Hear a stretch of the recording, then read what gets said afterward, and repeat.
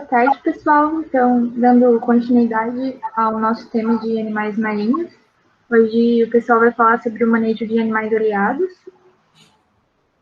e depois, então, a gente discute um pouco sobre o tema e vai para as perguntas da apresentação.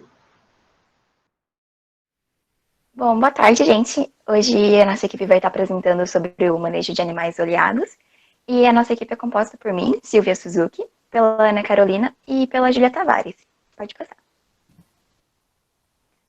Bom, só para mostrar para vocês, né, como base a gente teve as referências tiradas do Manual de Boas Práticas do IBAMA, no qual ele fala sobre o manejo da fauna atingida por óleo. Pode ir. Bom, aqui a gente só queria trazer alguns pontos importantes e breves sobre quais são os efeitos do óleo na fauna atingida.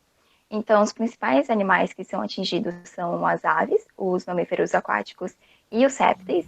E esses efeitos são a desidratação, as lesões na pele, na mucosas, no trato respiratório e também no sistema gastrointestinal. Aí, nas aves, é perceptível a perda de flutuabilidade e da impermeabilidade das penas. Também pode acontecer a diminuição da capacidade de natação, em alguns casos, anemia. E nas aves e nos répteis, é observado que causam impactos na reprodução e na viabilidade dos ovos. Aí agora a gente vai começar a apresentar um pouquinho sobre o manejo, né, propriamente dito, de alguns animais. E eu vou estar passando a palavra para a Ana Carolina. Estão me ouvindo? Sim. Tá bom. Então, eu vou começar a falar sobre as tartarugas marinhas. Elas são muito vulneráveis ao efeito do óleo, né, em todo o seu estado de vida. E a maior preocupação é nas áreas de desovas, porque tem muitos adultos, muitos ovos e filhotes. Pode passar. Aí o impacto do óleo sobre as tartarugas marinhas. Então, as características do óleo variam significativamente conforme a fonte e a pós-exploração, e também os fatores ambientais. As tartarugas marinhas são vulneráveis ao óleo em todos os estágios de vida. Mas o efeito do óleo, ele é distinto em cada fase da vida, então é diferente na fase adulta, jovem e filhote. Pode passar. Então, impacto aos ninhos. Os ovos são muito vulneráveis aos contaminantes voláteis do óleo, porque essa substância, elas são absorvidas pela casca e também reduz a sobrevivência dos embriões e também provoca a deformação dos filhotes. O óleo cobrindo diferentes porções e proporções da superfície do ovo afeta diretamente o sucesso de nascimento. Então, por exemplo, se o óleo ele cobre ali o hemisfério superior da casca do ovo, onde tem a troca gasosa, o feto pode morrer por asfixia. Outra coisa também o óleo altera as características do ambiente que afeta os ovos com a mudança hídrica, porque os ninhos eles têm que ter um nível de umidade adequada. E também mudança na temperatura mudar a cor do sedimento e, consequentemente, a condutividade térmica da areia. Pode passar. Aí, o manejo dos ninhos. A presença do óleo na praia não justifica a relocação dos ninhos. Então, essa relocação, ela pode causar impactos na taxa de eclosão dos ovos. O período de incubação varia de 50 a 60 dias, dependendo da temperatura do ambiente. Então, o melhor momento para manipular esses ninhos é após a postura, que é até o 5º dia, ou no final do desenvolvimento embrionário, que é após 45 dias. Aí, este trabalho tem que ser feito por pessoas capacitadas sempre, né? E assim que informado sobre o acidente, caso a expectativa seja de pequeno volume tocando a costa, esses ninhos têm que ser identificados e cercados com tela. Aí essa tela servirá para os filhotes, para conter os filhotes, né, para que eles não saiam e fiquem em contato com óleo. Pode passar. Os ninhos em área de risco podem ser transferidos para outras com menor risco ou em praias vizinhas, dependendo do caso. Então, toda transferência ela tem que ser analisada caso a caso e sempre buscar o menor impacto dos ovos, né, porque isso interfere na taxa de eclosão. Aí, caso a praia seja bastante impactada com óleo, a melhor estratégia é a transferência para uma praia limpa, né? E em caso de vazamento de grande volume de óleo, a equipe tem que estar sempre preparada para a transferência dos ninhos para os cercados de incubação, que são protegidos dos perigos e contaminação do óleo. Assim, os filhotes eles não conseguem passar para a praia, como mostra ali nessa imagem. Pode passar. Agora sobre a soltura de filhotes. Então, os filhotes, quando eles migram para o mar, eles têm uma baixa capacidade natatória, então eles ficam ali à deriva e pode ter muito mais contato com o óleo remanescente ali. Então, quando isso ocorre, perde-se uma corte inteira de filhotes. Então, na soltura dos filhotes tem que ser feita em praias limpas e, quando possível, em locais mais favoráveis com as correntes marinhas, que não levem esses animais para o óleo. Pode passar. Agora, o manejo das fêmeas. Então, em caso de não haver evidência de contato com óleo, a ocorrência do indivíduo deve ser apenas registrada. E em caso de evidência de interação leve a moderada com óleo, o profissional habilitado deve prestar os primeiros socorros e liberar o animal. Então, devido ao peso e dificuldade de manipulação e transporte, gera um estresse no animal. Então, isso não é justificado, então o animal não pode ser encaminhado para o centro de reabilitação. Somente se tiver muito contato com óleo ou se for uma espécie muito impactada. Aí sim é considerado para ser levado para o centro de reabilitação. Pode passar. Agora, estabilização em campo. Então, essa parte vai ser um mais geralzão, assim. Eu falei especificamente de filhotes e fêmeas, agora é o manejo em tartarugas em geral. Então, pequenas colônias podem permanecer temporariamente na unidade de operação ou de estabilização de campo, e grandes colônias devem ser transportadas diretamente ao centro de reabilitação. Os cuidados devem começar na captura, durante o transporte de animais, isso ainda na praia. Então, os animais ficam em decúbito ventral, com as nadeiras peitorais livres, para que eles não se apoiem, né, e se movam. E deve-se remover o excesso de óleo dos olhos, cavidade oral, narina. Pode passar. Aí agora o transporte. Então, as tartarugas têm que ser transportadas sobre cobertores, colchões, e com a pele sempre hidratada, colocando um pano por cima. Aí as caixas elas têm que ser abertas para que o gás do óleo do petróleo evapore. E o transporte tem que ser de acordo com o tamanho do animal, né? Então, se o animal for pequeno, pode ser transportado em picapes, carros. E se ele for muito grande, pode ser transportado em caminhões. Aí, caso esse animal seja resgatado em uma área muito difícil de acesso, como ilhas, ele pode ser transportado em embarcações ou helicópteros. Pode passar. Agora, a estabilização pós-admissão. Então, é feita a hidratação de 0,9% de NaCl por via endovenosa, intracavitária ou oral, isso de acordo com o médico veterinário, ele que vai decidir. E a alimentação, ela pode ser administrada por papa de peixe ou por sonda oral se o animal não aceitar o alimento sólido. Pode passar. Aí a lavagem, ela deve ser realizada com água em abundância, com temperaturas em torno de 25 a 28 graus e com detergente neutro. Pode passar. Agora o processo de higienização e recuperação física, que é um pouco mais detalhado. Então, a primeira etapa é a descontaminação, para propiciar condições mínimas de sobrevivência. Aí se faz uma lavagem das partes moles do corpo da tartaruga, como as nadeiras e cabeça.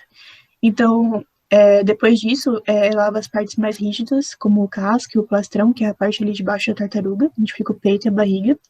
Aí se faz isso usando esponjas, óleo vegetal e detergente neutro. Aí esse processo é repetido até que o animal seja completamente limpo. Então, essa fase, ela demora cerca de uns 5 dias. E as maiores preocupações são a boca, olhos, narina e cloaca, que é onde as tartarugas aspiram. Aí o petróleo ele gruda com facilidade nas nadeiras, isso aumenta o peso do animal e impede que consiga nadar. Então, para remover esse excesso de óleo, desse petróleo, tem que usar uma outra gordura que solubilize essa. Para depois, então, utilizar o detergente neutro. Então, na boca, usa-se maionese, que é do Projeto Tamar, porque o óleo escorre e precisa de algo mais sólido. Então, se não usar essas gorduras, o detergente não consegue agir sozinho, porque o petróleo ele é muito denso. Então, precisaria de uma quantidade muito grande de detergente para tirar para ficar com um resultado bom, né? Isso causaria muito estresse no animal. Aí, outra técnica usada para tirar o petróleo do organismo animal é fazer com que eles ingiram carvão ativado em pó. Aí, esse carvão, eles se ligam aos compostos tóxicos que ajuda o petróleo a sair do corpo. Aí, e também outra coisa é que esse óleo, ele causa muita irritação no organismo. Então, se ele ficar muito tempo em contato com a pele, ele acaba queimando a pele do animal. Pode passar. Aí, caso o animal continue apático e sem força para respirar, ele é mantido em um ambiente úmido, mas fora da água. Isso para que o animal não se afogue. Porque para isso coloca a tartaruga numa grande esponja e cobre sua carapaça com toalha molhada. Para ela permaneça sempre úmida, né? Para não desidratar a pele. Aí depois dessa limpeza, o animal precisa de uma pausa para reduzir o estresse, causando tanto pelo óleo grudado no corpo, quanto pelo tratamento inicial para retirá-lo do ambiente. Aí, nesse momento, os animais eles são alimentados e alguns são dados soro fisiológico, dependendo do estado do animal, até que ele se recupere fisicamente. Aí depois são feitas diversas sessões de fisioterapia para que a musculatura seja fortalecida novamente. E depois começa as aulas de natação. Aí nos tanques eles colocam comida para que os animais voltem a caçar e voltar à sua vida normal. Aí neste período também se deixa uma tartaruga num recinto específico para avaliar se continua soltando óleo nas fezes. Então essa reabilitação ela dura cerca de 2 meses. Então são feitos vários testes, como exames de hemograma e bioquímico. E esse trabalho ele não pode ser feito por banhistas, obviamente, somente por pessoas capacitadas. Pode passar. Agora o manejo dos animais. Então, essas tartarugas devem ser mantidas fora da água, sobre substrato como os colchões, cobertores, toalhas, como está ali na primeira imagem, até a remoção total desse petróleo. E os animais limpos, eles devem ser mantidos em piscinas individuais, preferivelmente de água salgada. Aí essa água é limpa diariamente com cloroxidina, e essa substância evita a proliferação de fungos e bactérias, como mostra ali na segunda imagem. Pode passar. Aí a soltura.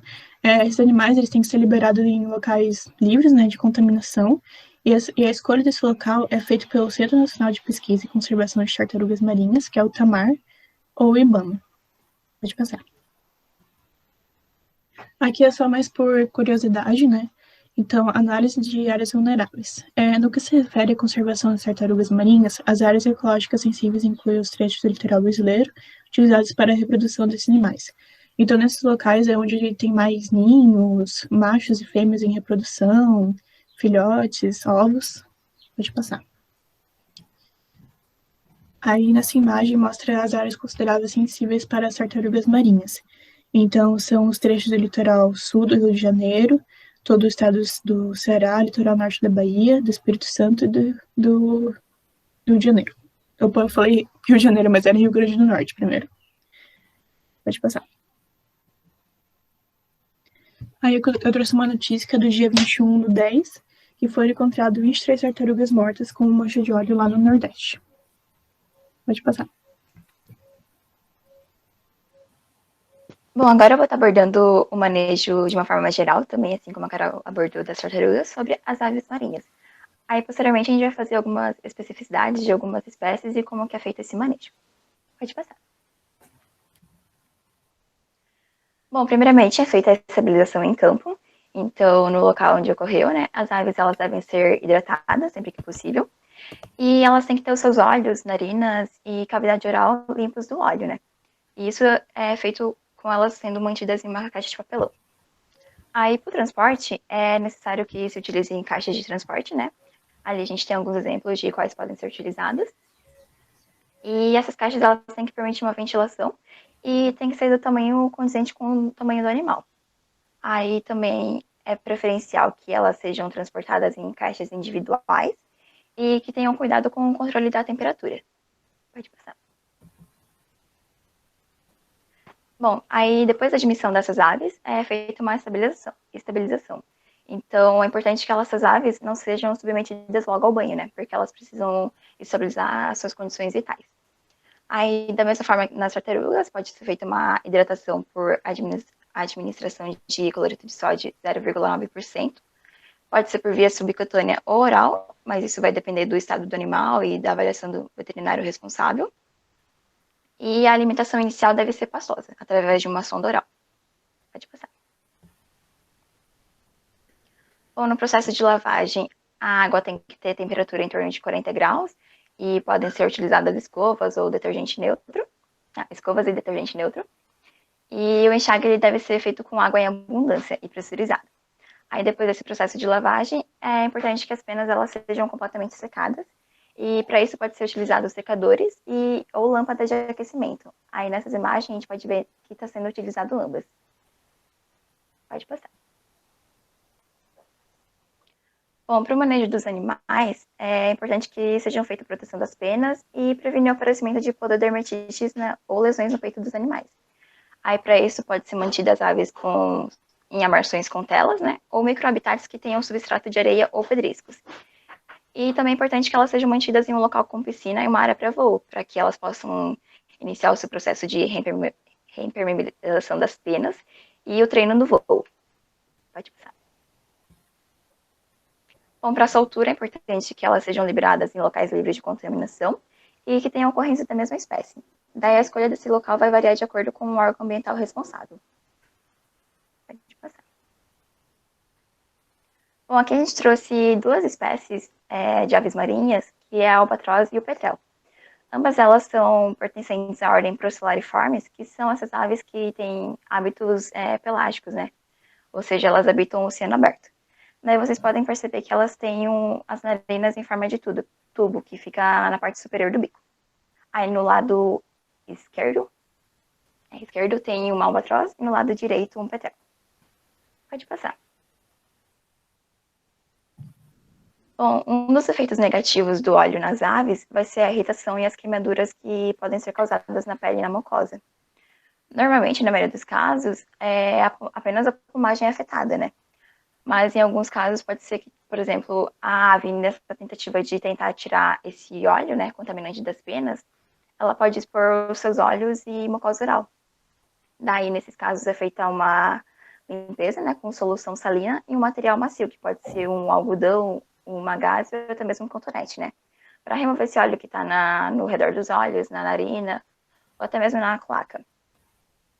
Daí é importante também fazer uma examinação dos olhos, né, em busca de um aumento de volume, uma hiperemia ou úlceras e até a presença de óleo, né. Aí, se houver qualquer sinal de úlcera ou uma infecção, é recomendado que inicie imediatamente o tratamento oftalmológico. Aí, nessa imagem, eu tirei de um PDF que fala sobre a reabilitação dessas aves, que é um albatroz aresco e, como vocês podem ver, ele está completamente coberto pelo óleo. Pode passar. Bom, em alguns casos, como a gente viu naquela imagem anterior, as aves elas podem estar cobertas totalmente pelo óleo. Então, nessas situações, se avalia a necessidade de uma lavagem emergencial, né, para tirar isso e assegurar a sobrevivência delas. Aí, no entanto, a maioria das aves, como eu falei, elas só apresentam algumas manchas de óleo na plumagem. Daí, como elas podem sobreviver por algum período de tempo, né, contando que as suas necessidades fisiológicas, que nem a hidratação, alimentação e conforto térmico, sejam atendidas. Aí, para isso, o processo de lavagem é adiado e elas têm uma estabilização dos parâmetros clínicos.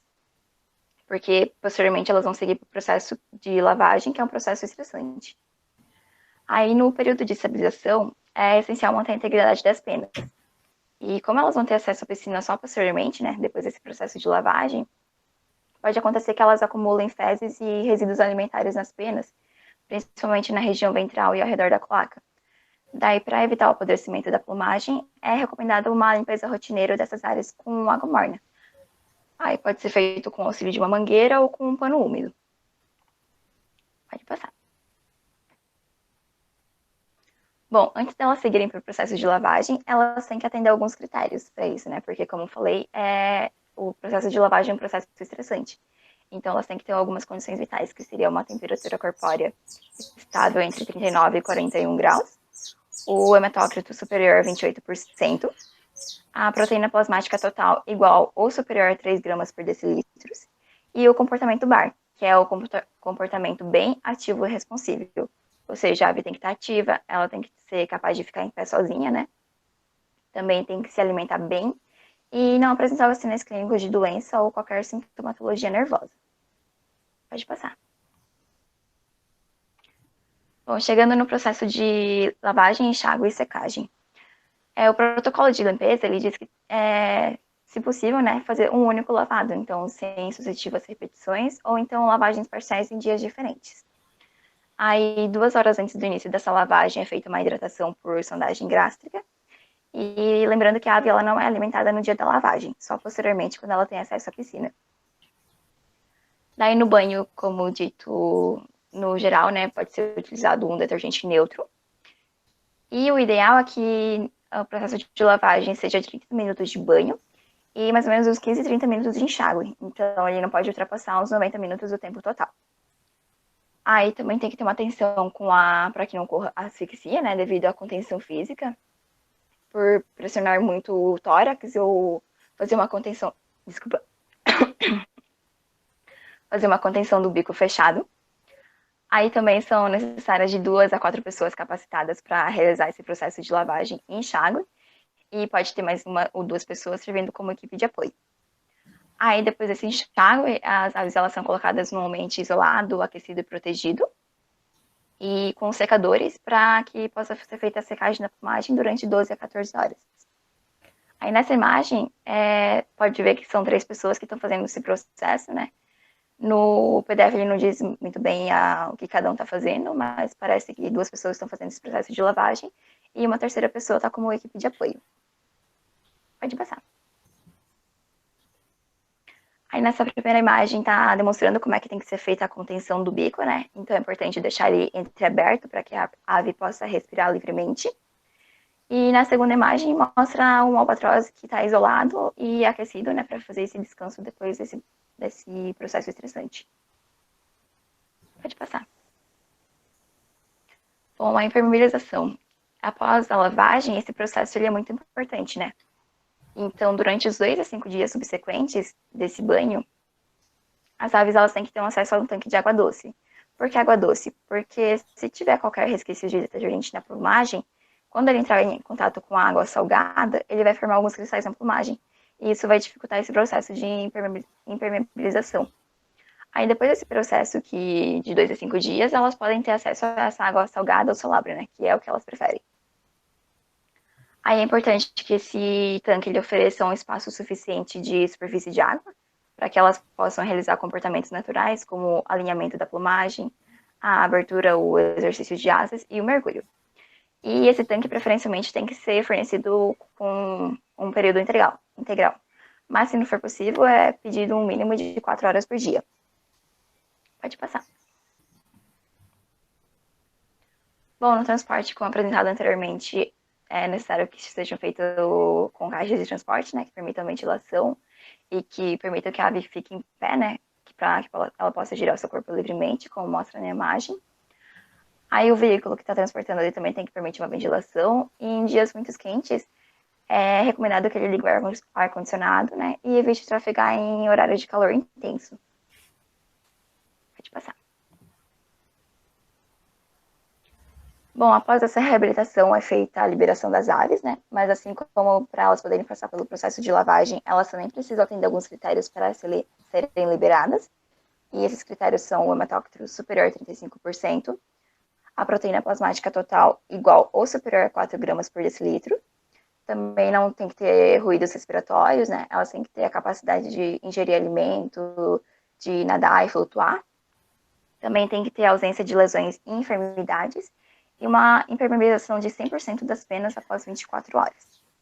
Aí, nessa imagem, é um albatroz que ele não passou nesses critérios, né? Então, ele está fazendo uma reabilitação que, por conta de uma oscilação de temperatura corpórea, ou então não estava com 100% da impermeabilidade. Pode passar. Bom, o local da soltura desses animais é feito normalmente na praia ou em alto mar, só que lembrando que a opção de alto mar é um pouco mais arriscada, porque se a ave não conseguir voar, né, o resgate dela vai ser um pouco mais complicado. Mas em caso de soltura bem sucedida, daí é aconselhado que essa área onde foi feita seja monitorada por alguns dias, né, para ver se a ave não retornou, e que se mantenham contato com outros centros de reabilitação próximo para a troca de informações. Pode passar. E aqui foi só uma notícia que a gente encontrou sobre os petréis. Ela é do ano passado, dezembro do ano passado, onde 2 petréis pequenos, eles foram resgatados e eles tinham sinais de olhamento.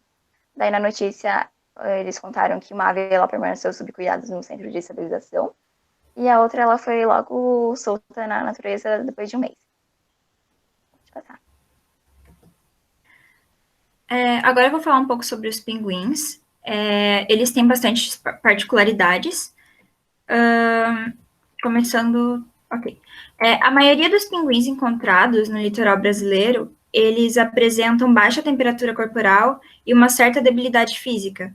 Então, os animais que são encontrados, oleados, eles são levados para os centros de reabilitação, zoológicos e aquários, onde são atendidos. No local, esses indivíduos debilitados, eles recebem os cuidados necessários até eles estarem com boas condições de saúde para retornar à natureza, ou serem realocados para zoológicos ou aquários, caso eles tenham perdido alguma funcionalidade que não permita que eles retornem à vida livre. Até em casos de debilidade física extrema, onde não tem a possibilidade de recuperação desses animais, é optado pela eutanásia. Então, todo o seu destino é decidido de acordo com a sua situação. Descargas marinhas, ilegais de petróleo, elas matam cerca de 42 mil pinguins todo ano, e essas descargas marítimas, elas também representam a causa mais frequente do ingresso desses animais em centros de reabilitação. Quando estão cobertas por petróleo, as penas elas perdem impermeabilidade, elas comprometem o sistema de termorregulação e permitem que a água gelada ela atinja a pele, causando hipotermia e obrigando os animais a saírem urgentemente da água. Só que o que acontece? Quando eles alcançam a praia com esse intuito de elevar a temperatura corporal, eles deixam de se alimentar, o que leva à perda de peso e também à desidratação, porque eles retiram a água do alimento. Além disso, essa ingestão de óleo na tentativa de limpar as penas causa vários problemas, como regurgitação e diarreia, que leva à perda de fluidos corporais e agravamento da desidratação, anemia hemolítica, irritação da mucosa gastrointestinal seguida de hemorragia, o que pode agravar a anemia, estresse e deficiência do sistema imune, que precedem infecções oportunistas e infestações parasitárias, porque o sistema imune fica enfraquecido, pneumonia e edema pulmonar devido à inalação desses gases voláteis e irritação cutânea e corneal. Então, como podemos ver nessas duas imagens, a primeira mostra os pinguins com uma irritação no olho, dá para ver o olho desse ali da frente bem vermelho, e ele tentando tirar os olhos da pena, é assim que ele acaba ingerindo esse óleo. E o segundo, ele já está no centro de reabilitação, só que não tomou banho ainda, né, não foi lavado ainda. A remoção do óleo, a Sil ela já explicou como acontece nas aves, é a mesma coisa, eu não vou repetir para não ficar uma coisa chata, repetitiva. Então, a estrutura das instalações para reabilitação. As instalações necessárias para obtenção do êxito na reabilitação, né, elas devem dispor da área seca, com piscina ou tanque. As piscinas, gaiolas, caixas e recintos devem possuir tamanho, forma e material apropriados, e as instalações elas devem prover conforto e segurança aos animais, como? De forma que eles não se machuquem durante a contenção, estejam protegidos contra condições climáticas adversas e contra a entrada de espécies intrusas. Os animais eles também devem ter a capacidade de sentar, deitar e se virar livremente, a não ser que eles tenham alguma restrição médica. Então, aves muito debilitadas, que estejam impossibilitadas de permanecer na água, elas devem ser mantidas em caixas com tela de tensão apropriada, posicionada sobre o piso, porque essa tela ela tem duas funções, que é promover uma superfície maleável, né, de descanso, que não force a superfície plantar, nem as articulações das aves, que são muito sensíveis, e permitir que as excretas elas passem direto para o fundo da caixa, minimizando a contaminação das penas e uma possível infecção bacteriana futura. A água ela deve ser limpa e salgada, se possível, e recomenda que o tanque tenha profundidade mínima de 60 centímetros, no caso dos animais que estão ali por estadia temporária. Então, como podemos ver na primeira imagem, tem uma rampa para ajudar os animais a entrar e sair da piscina, e uma barreira visual, que seria a parede, para impedir que ele fique estressado. A segunda imagem mostra o animal secando as penas com a luz logo depois da lavagem. Essa tela de contenção, não é contenção, mas é essa tela que eles usam para não machucar tanto as patinhas e não colocar tanta pressão. O manejo das aves. Então, os pinguins, eles são aves gregárias, eles não devem ser mantidos solitários. Alojamentos em grupo, no mesmo tanque, eles podem reduzir o estresse, estimular a prática de exercício e o comportamento natural da espécie. As caixas e gaiolas, elas devem ser posicionadas em um ambiente calmo e distante de agentes estressantes. O que seriam esses agentes estressantes? Pessoas, animais e barulho. Então, as barreiras visuais, elas são uma boa alternativa para reduzir o estresse. Como, por exemplo, no transporte, cobrir a gaiola ou caixa com um pano. Deve-se preparar todo o material necessário no procedimento antes de conter o animal. Por quê? Porque se deve manusear os animais o mínimo possível. Então, você separa todo o material antes de realizar o procedimento, antes de pegar o animal para o procedimento.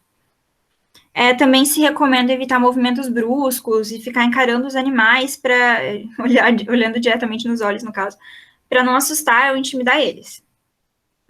Enfaixar as articulações e confeccionar bandagens com os pés em forma de botinha também são opções para reduzir o atrito e a pressão e, desse modo, prevenir lesões. Agora, os critérios e cuidados para a reintrodução dos pinguins recuperados. Então, como a gente pode ver nas imagens, sempre em grupos de 7 a 10 animais, nunca se deve soltar um pinguim sozinho, porque, como eles são aves gregárias, eles precisam do grupo deles para sobreviver. Por exemplo, você chegou um pinguim no centro de reabilitação, ele já passou por todos os passos, ele já está pronto para ser solto. Mas se tem só ele lá, precisa esperar para que chegue um grupo com um número bom de pinguins para poder ser soltos. Ali eles estão usando barreiras visuais também para indicar o caminho do mar para eles.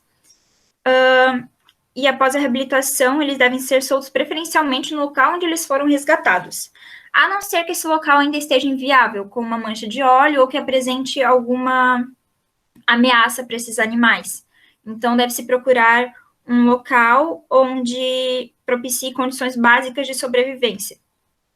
No que diz respeito aos indivíduos, antes da liberação deve ser realizado um condicionamento, para que eles estejam aptos, incluindo a transferência,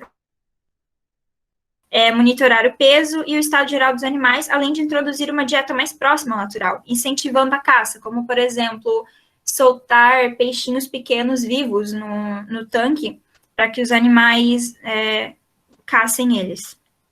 Também se deve realizar o exame físico e clínico geral, para assegurar que eles estejam em excelente estado de saúde.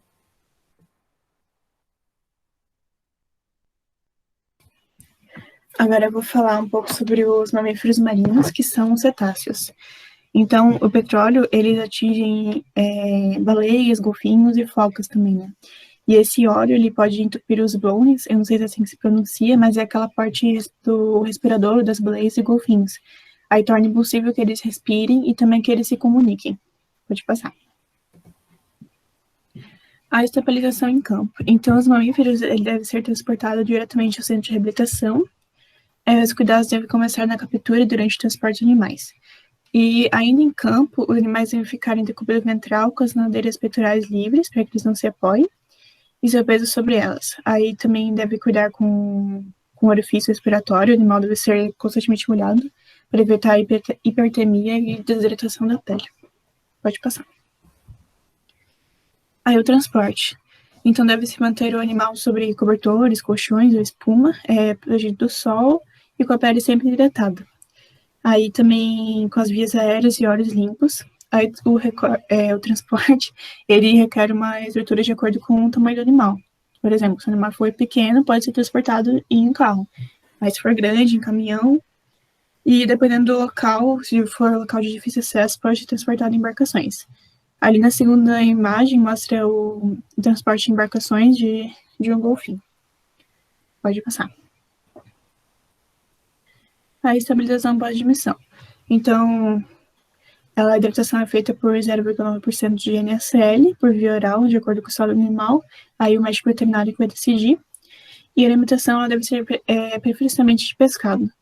Aí, caso o animal não esteja aceitando alimento, não esteja comendo, tem que ser realizada a alimentação por via sonda gástrica e sempre com orientação de médico veterinário. Pode passar. A lavagem não é protocolo de limpeza sobre esses animais. Então, vai ser decidido na hora do acidente por um médico veterinário. Pode passar. Aí o manejo dos animais. Então, os mamíferos, eles têm que ser mantidos em piscinas ovaladas ou redondas, de água salgada. E antes de deixá-los sozinhos, tem que verificar se eles estão flutuando na água. E deixar ficar ali do lado dele, como mostrando na imagem. Ou colocar boias. Pode passar. Aí a soltura. Então, eles devem ser liberados em locais limpos. E esses locais, eles são escolhidos pelo Centro Nacional de Pesquisa e Conservação de Mamíferos Aquáticos ou pelo IBAMA. Pode passar. Aí trouxe uma notícia aqui, que é do dia 16/11/2019, que uma baleia é encontrada morta com óleo na Bahia, que é a primeira imagem desse trabalho de mamíferos. E parece ser bem famoso porque foi a única imagem de baleia oleada que eu encontrei. Pode passar. Então, agora falando um pouco do peixe-boi, ele também é um mamífero, só que ele pertence ao grupo dos sirênios. Eu não achei nenhuma imagem de peixe-boi oleado. É bem difícil encontrar, mas tem relatos de que eles sofrem por esse mal também. Então, nós achamos importante citar. A estabilização em campo. Então, ainda na praia, os animais devem ficar em decúbito ventral, com as nadadeiras peitorais livres. Por quê? Para evitar que o animal ele não apoie seu peso sobre elas e não cause mais danos.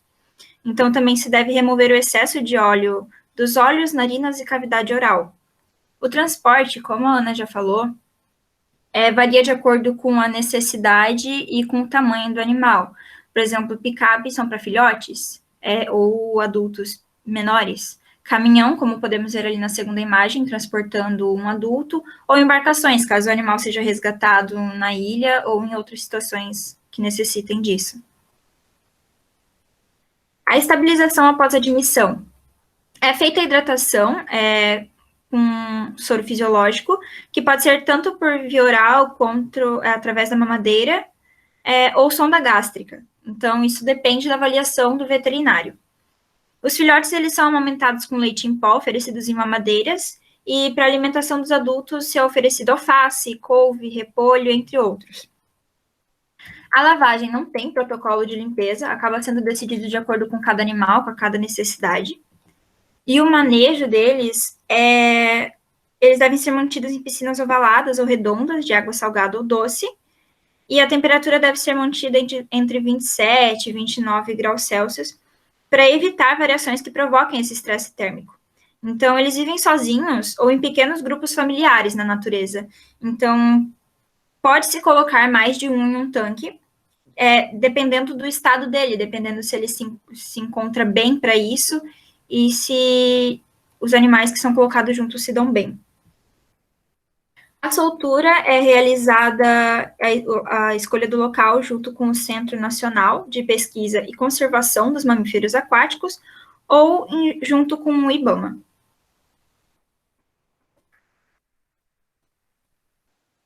Bom, aqui a gente trouxe como curiosidade algumas instituições relacionadas a esses animais que a gente abordou. Então, aqui a gente tem o Centro Tamar, que é o Centro Nacional de Pesquisa e Conservação de Tartarugas Marinhas. Ele faz parte, um dos centros de pesquisa e conservação do Instituto Chico Mendes de Conservação da Biodiversidade.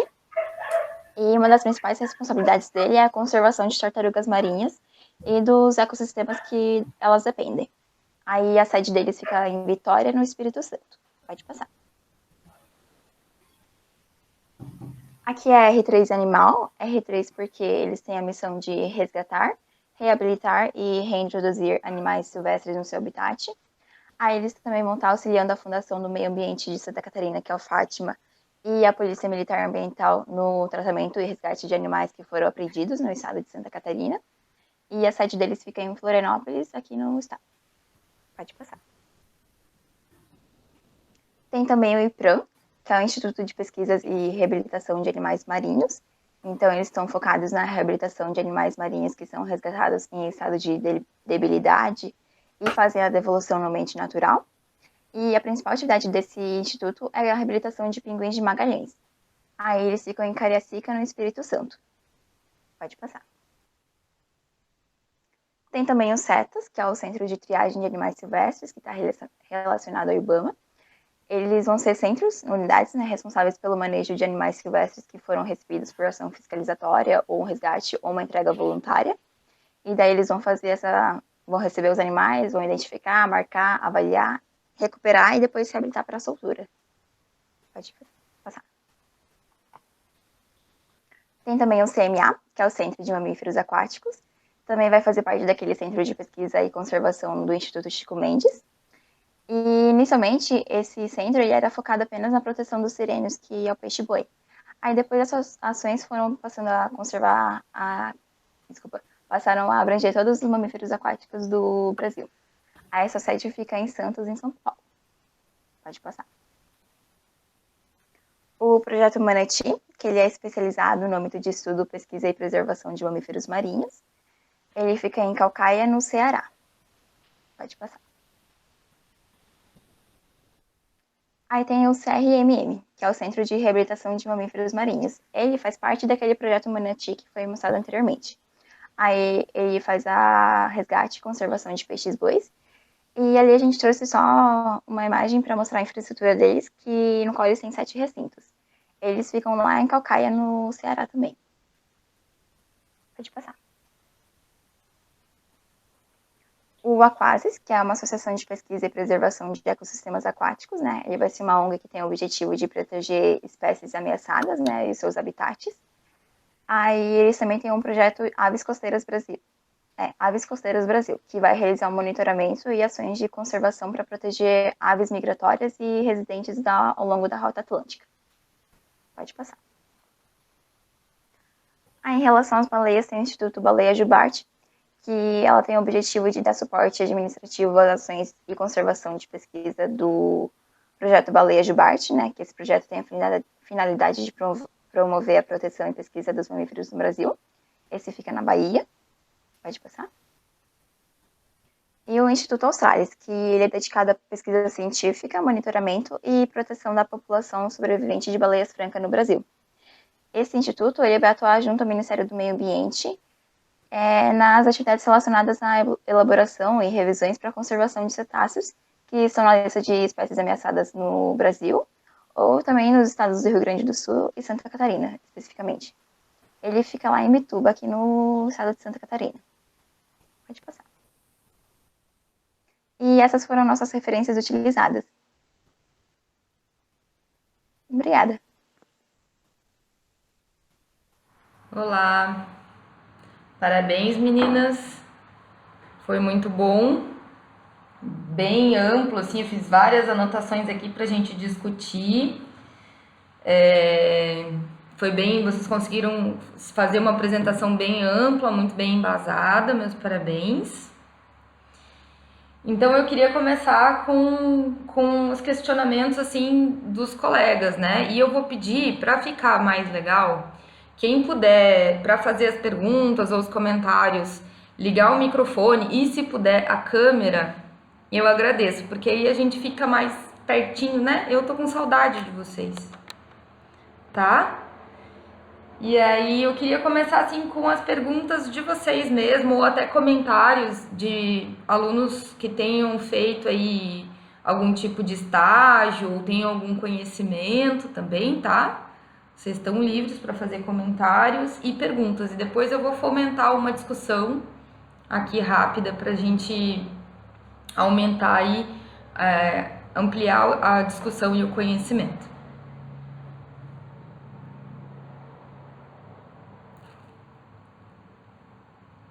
Ninguém ficou com dúvida nenhuma? Oi, prof. Oi. Na verdade, eu fiquei com uma dúvida, tá com um pouquinho de barulho, peço desculpa. Não tem problema. Então, as meninas falaram uma parte sobre a parte das aves, né, que chegam oleadas, e que essas aves elas ficam em jejum para poder fazer o processo de limpeza. E aí, nessa parte, como que fica a questão energética mesmo, que o animal precisa ter, se ele pode, né, a fisiologia dele permite um jejum mais prolongado. Tá. Essa parte. Primeiro eu vou perguntar se as meninas que estudaram não querem responder, se não souberem a resposta, eu ajudo. Então, pelo que eu entendi, quando elas são resgatadas e tudo mais, é feita a admissão delas, elas podem receber uma alimentação inicial, que é, tipo, dependendo do estado, preferencialmente pastosa. Aí, dependendo, acho que do estado delas, elas podem depois ir gradativamente colocando com uma alimentação sólida. Só no dia da lavagem, que daí preferencialmente que elas não sejam alimentadas. Até para evitar regurgitação, né? Que seria perigoso para elas. E aí a Mariana falou ali da fisiologia, né? É bem importante a gente lembrar, assim, as aves que se alimentam de grãos, de vegetais, elas têm uma quantidade de glicogênio armazenado no fígado muito baixo. Então, se elas ficarem muito tempo sem comer, elas entram em hipoglicemia, né? Então, nessas aves, a gente tem que tomar um baita cuidado com o jejum.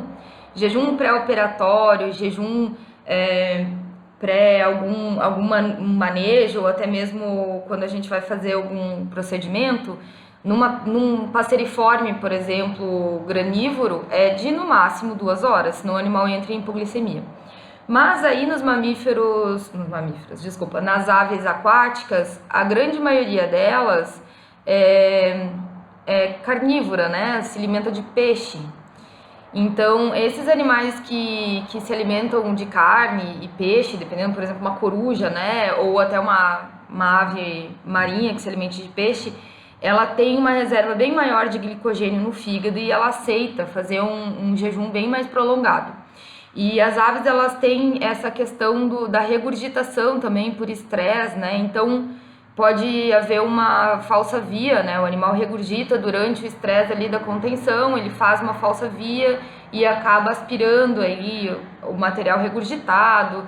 Tem a questão da gente evitar também aí também o estresse de contenção. Tem todo um mecanismo que na disciplina de selvagens eu passo para vocês, né? De um problema sério muscular que gera um problema sistêmico. Mais para frente eu vou lidar com isso para vocês. Então, o jejum, ele reduz essa possibilidade, tá? Então, sim, Mariana, esses animais em específico aceitam o jejum mais prolongado.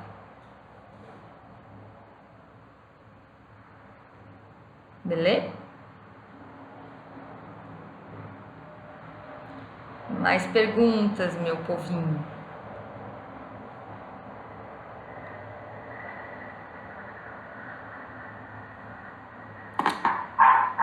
Oi. Oi, Ju. Eu queria saber se as meninas pesquisaram alguma coisa sobre a água que é utilizada na lavagem desses animais. Qual o destino dessa água? Muito importante, Ju.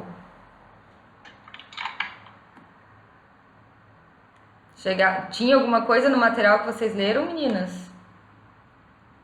A gente não achou nada sobre isso, professora. Não apareceu em nenhum material. Não que eu lembre, só se as meninas lembrarem. Na verdade, isso vem para uma pergunta que eu até tinha anotado aqui, né? Entra numa discussão maior. Se a gente tem a necessidade de ter uma equipe treinada para fazer tudo isso, as pessoas que trabalham aí têm que ser extremamente treinadas, né? E como é que a gente vai ter equipes treinadas se essas coisas acontecem em acidente? Tipo, aconteceu hoje, amanhã tem que ter uma equipe lá atendendo e prevendo todo esse material, essa quantidade de detergente, caixa, piscina.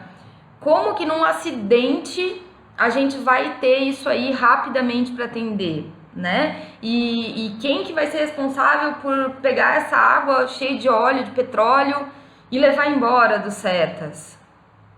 Como vocês acham que isso acontece? Vocês acham que o governo brasileiro mantém uma equipe treinada para emergência?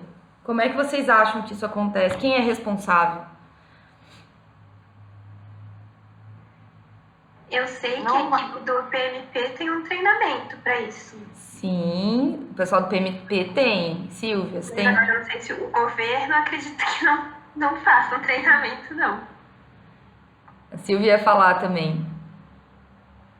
Pelo que no manual de boas práticas dizia, que normalmente essas empresas, né, quando eles têm acidentes de óleo, normalmente eles têm alguma empresa capacitada, né, para fazer essa parte. Então elas têm que, logo quando elas têm um acidente, elas têm que acionar essa empresa com qual elas estão ligadas.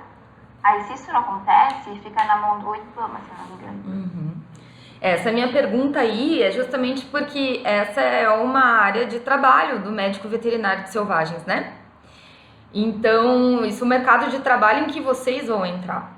O que acontece? A Juliana falou ali que o pessoal do PMP, que é o projeto de monitoramento das praias da Baía de Santos, né, tem o treinamento. Por que existe o PMP? Porque quando a Petrobras, né, foi entrar lá no Ministério do Meio Ambiente pedindo autorização para fazer a retirada do petróleo lá do pré-sal, uma das condicionantes do IBAMA, do Instituto Chico Mendes e até mesmo do Ministério Público é que, segundo a lei, se você vai explorar o petróleo daquela região, você tem que, em contrapartida, investir em equipes de monitoramento, investir em equipes treinadas para casos de acidentes. Você deve, muitas vezes, para mitigar os danos que vão ser causados pela presença da exploração do petróleo, fomentar a manutenção de setas e de centros de reabilitação, ou até mesmo o que acontece aqui na nossa região, né, que a gente tem uma sede do PMP aqui em São Francisco do Sul, outra em Penha.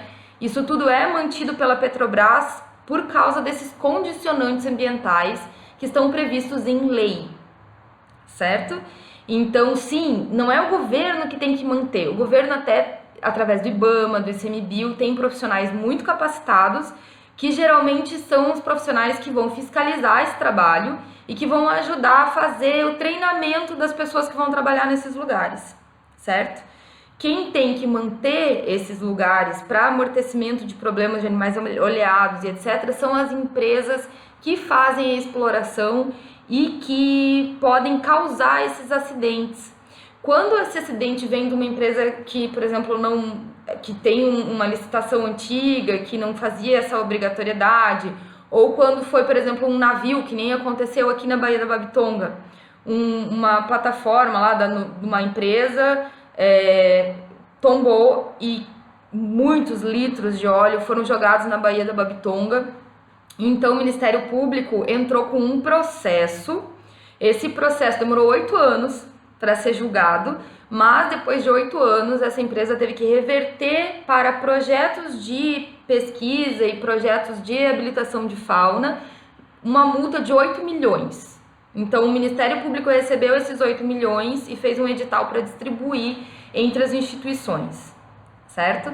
Mas isso aí é porque foi um acidente mesmo, tipo, tinha um navio com óleo diesel, não é diesel, né? Óleo de navio mesmo, para combustível, e essa barcaça virou e vazou o óleo, tá? Então, ou a empresa que faz a exploração mantém essas instituições funcionando, ou existe uma aplicação de multa que deveria ser mais rápida, né? 8 anos é muita coisa para reverter aí ao meio ambiente. Mas é importantíssimo que a gente lute pela manutenção das leis ambientais, pela melhoria das leis ambientais e pela execução dessas leis, para que o governo exija dessas empresas que mantenham realmente aí trabalhos constantes de manter empresas e manter equipes bem treinadas. Então tem muita empresa por aí, vocês podem ser empreendedores nessas empresas, inclusive, muitas empresas por aí que são prestadoras de serviços especializados para essas empresas que causam problemas de fauna, problemas ambientais. Então, para a empresa, por exemplo, se é uma empresa menor que a Petrobras, não vale a pena eles terem uma equipe constantemente lá pagando salário, não sei o quê. Então, existem empresas que prestam serviço e que estão organizadas aguardando acontecer alguma coisa. Então, é o que a Silvia estava falando. Aconteceu um acidente de animal oleado lá no litoral do Nordeste. A empresa que causou o acidente, se for possível, né, saber qual foi a empresa, ou a empresa que age naquela região fazendo exploração, ela tem que obrigatoriamente ter uma equipe terceirizada ou dela, que ela envie rapidamente para fazer esse controle, tá? Então, o grande problema é quando a gente não sabe de onde saiu, como foi o caso do óleo do Nordeste agora, né? Então, as praias nordestinas ficaram todas cheias de óleo e ninguém sabia de onde estava vindo o óleo, até hoje não sabem. E aí, quem tem que responder por isso é o governo brasileiro, que também tem que ou ter essa equipe ou contratar equipes terceirizadas de emergência. E isso, às vezes, eles têm contratos de licitação lá de 5 anos prevendo que essa equipe aqui que vai atender recebendo tanto por dia caso aconteça, né? Então, a gente tenta não falar de política, né, gente? Mas tudo é política. Tudo tem a ver com política, porque é a política que nos organiza como sociedade. Então, a gente, sim, às vezes tem que se envolver em política, e muitos de vocês podem, inclusive, escolher serem gestores ou legisladores para defender a causa. Nós temos muito poucos técnicos, médicos veterinários, biólogos, engenheiros agrônomos, engenheiros ambientais, que se envolvem realmente na política para lutar por ser da bancada ambientalista, né, em Brasília, e ajudar nisso, ou até mesmo serem gestores, né? Então também é uma possibilidade futura para vocês como profissionais. Entenderam? Tem alguma coisa a colocar? Temos que quebrar também essa coisa de que não pode falar de política. A gente precisa falar de política, tem que respeitar a opinião dos outros, né? Colocar a sua opinião, ouvir o contrário e respeitar o jeito diferente de pensar, e que todos possam falar e sendo respeitados, não importa qual é a opinião, desde que não seja uma opinião desrespeitosa para com o colega, né? Então a gente precisa falar de política, gente, com respeito. A gente tem que colocar isso no nosso dia a dia, né? Porque essas questões são questões coletivas, elas vão ser resolvidas na coletividade. Quem organiza a coletividade é a política, certo?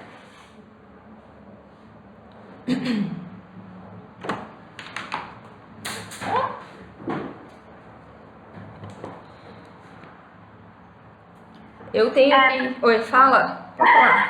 Só uma informação importante, o R3 Animal, eles aceitam estagiários, e como é perto aqui, eu achei importante só falar, caso o pessoal tenha interesse. Ju já foi. Juliana Bresciani foi estagiária lá já. Eu conheci eles alguém fez uma palestra na Semavet. Veio. Eu achei bem legal o trabalho deles. E o PMP aqui da nossa região também tem médicos veterinários. Talvez estagiário de curricular eles aceitem. Eu não sei bem como está funcionando, mas eu tenho contatos lá. Tá? É uma das coisas que eu ia falar, gente. Entrem nos sites dessas instituições que as meninas falaram aí, em várias outras, né? Google hoje responde quase tudo. Façam aí, quem tem vontade de fazer um estágio num lugar desse, quem tem vontade de trabalhar com um animal desse, entrem nos sites das principais instituições que trabalham com os animais-alvo que vocês pretendem aí, e fiquem de olho nos editais de estágio. A maioria dessas instituições abre edital anual ou semestral para fazer seleção de estagiário. Às vezes, dependendo, por exemplo, alguns lugares no norte, no nordeste, abrem vaga assim para estagiário de 6 meses, né?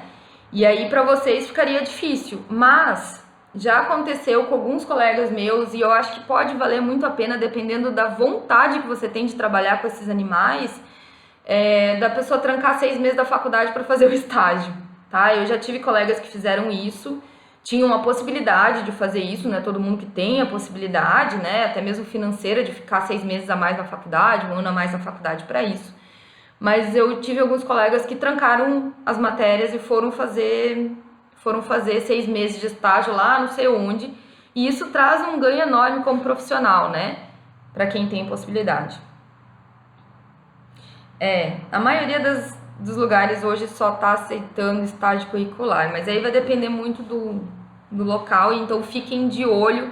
Às vezes, assim, não fala nada de estágio na página, pega aquele e-mail de contato, manda um e-mail de contato, perguntando, sabe? Eu digo que o mais difícil é a gente saber o que a gente quer. Depois que a gente sabe o que a gente quer e coloca um objetivo, foca e vai. Isso aí, às vezes tem trabalho voluntário, não aparece como estagiário, tá? Algumas vezes não pode chamar de estagiário, porque estagiário tem que ser remunerado. Então, o estágio voluntário hoje é muito chamado de trabalho voluntário. E esse trabalho voluntário tem na R3, tem no espaço silvestre, que atende daí, no caso, aves, mamíferos e répteis terrestres lá em Florianópolis, né? Então, às vezes vocês não vão achar como estágio, às vezes vocês vão achar como trabalho voluntário.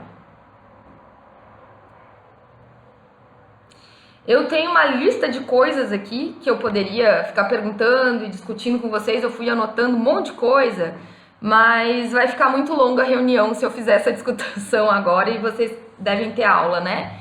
Então, acho que nós vamos encerrando por aqui. E se vocês quiserem, a gente pode até marcar um outro momento ou lançar essas perguntas lá no Google Sala de Aula para a gente ir discutindo. Enfim, mas na reunião de hoje não vai dar tempo. Tá certo? Eu queria pedir agora que todo mundo que puder ligar a câmera para dar um oizinho uns para os outros aí, que a gente tá tão acostumado a conviver toda semana e a gente não se vê mais. Vamos combinar? Quem puder ligar a câmera um pouquinho, liga. Por favor. Rapidão, 2 minutos.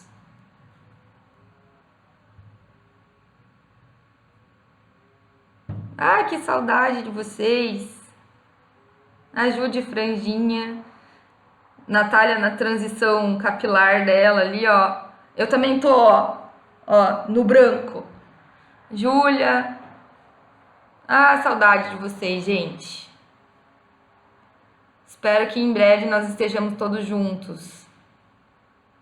Tá bom? Um grande beijo, boas aulas para vocês aí. Oi, Elô. Tá bom? Oi, Carla. Um beijão, gente. Até mais.